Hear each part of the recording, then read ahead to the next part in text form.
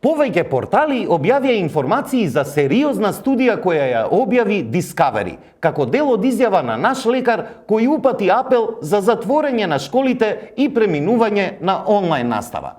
Но да видиме што точно кажа лекарот во прилогот на телевизија Сител. Царовска, епидемиолошката состојба во училиштата е стабилна. Мехмедовиќ апелира на онлайн настава поради ковид и сезонски грип. Има една сериозна студија која што ја објави на Discovery осигурањето во Јужна Африка, според која што и доколку хоспитализацијата кај повозрастните е намалена за некаде до 30%, ова е во прашање омикрон сојот кај децата, таа хоспитализација, зголемена за деца под 18 годишна возраст, школска возраст, е зголемена за 20%. Тоа е сериозна бројка која што не индицира дека треба сериозно да размислуваме за тоа да ги заштитиме и помладите, а не да ги препуштаме толку лесно на вирусот и на болеста и да сметаме дека лесно ќе поминат низ таа фаза на создавање имунитет и прележување на болест.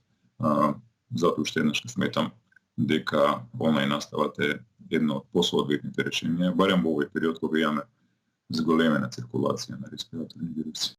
Но оваа изјава не е соодветно пренесена ни во прилогот на Сител, ниту од порталите кои спомнуваат само Discovery, без да кажат дека станува збор за осигурителна компанија Discovery Health, што ги наведува читателите на погрешни заклучоци дека се работи за телевизискиот канал Discovery.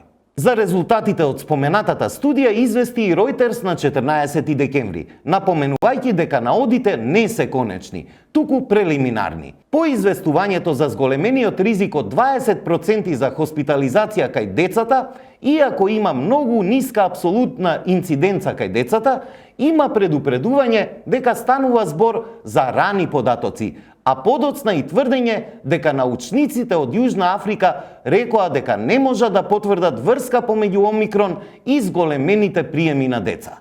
И експертските реакции објавени на 14 декември на Science Media Center укажуваат дека не треба да се излекуваат дефинитивни заклучоци за ризикот за децата. Еден од експертите укажува дека и за претходните варијанти имало тврдења дека децата ќе бидат позасегнати, што подоцна се покажало како неточно, затоа што тврдењата биле засновани на рани и делумни податоци.